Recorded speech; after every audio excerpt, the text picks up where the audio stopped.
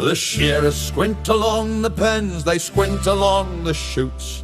The shearers squint along the board to catch the boss's boots.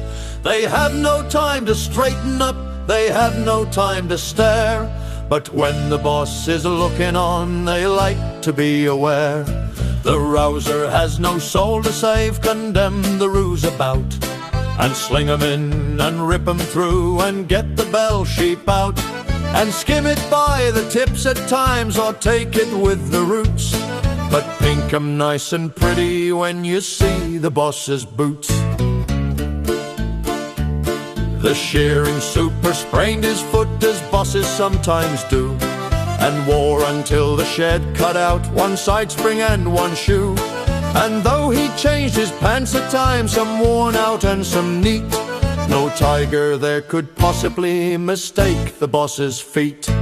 The boss affected larger boots than many western men, and Jim the ringer swore the shoe was half as big again.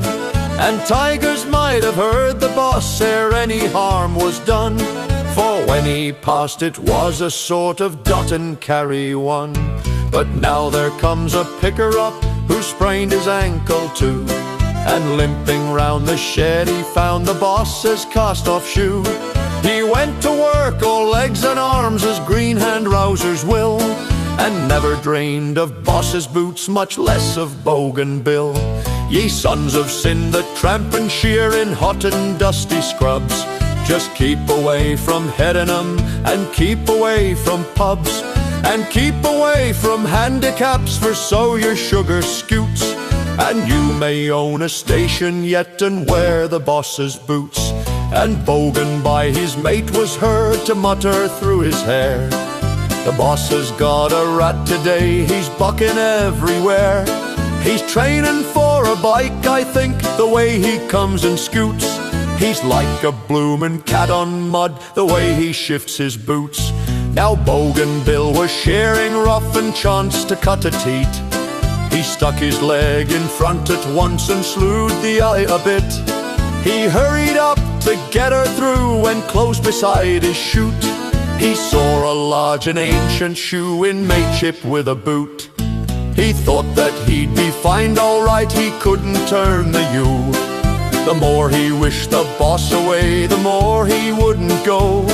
And Bogan swore amenfully, beneath his breath he swore, and he was never known to pink so prettily before. And Bogan through his bristling scalp in his mind's eye could trace the cold sarcastic smile that lurked about the boss's face.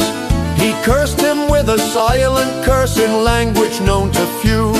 He cursed him from his boot right up and then down to his shoe. But while he shore so mighty clean and while he screened the teat, he fancied there was something wrong about the boss's feet. The boot grew unfamiliar and the odd shoe seemed awry, and slowly up the trouser went the tail of Bogan's eye. Then swiftly to the features from a plated greenhide belt. You'd have to ring a shed or two to feel as Bogan felt, for 'twas his green-hand picker-up who wore a vacant look. And Bogan saw the boss outside consulting with his cook. And Bougainville was hurt and mad to see that ruse about, and Bogan laid his Wolseley down and knocked that rouser out. He knocked him right across the board, he tumbled through the chute. I'll learn the fool, said Bougainville, to flash the boss's boot. The rouser squints along the pens, he squints along the chutes, and gives his men the office when they miss the boss's boots. They have no time to straighten up, they're too well bred to stare.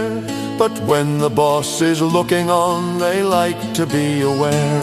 The rouser has no soul to lose, it blasts the ruse about, and rip 'em through and yell for tar and get the bell sheep out. And take it with the scum at times or take it with the roots, but pink 'em nice and pretty when you see the boss's boots.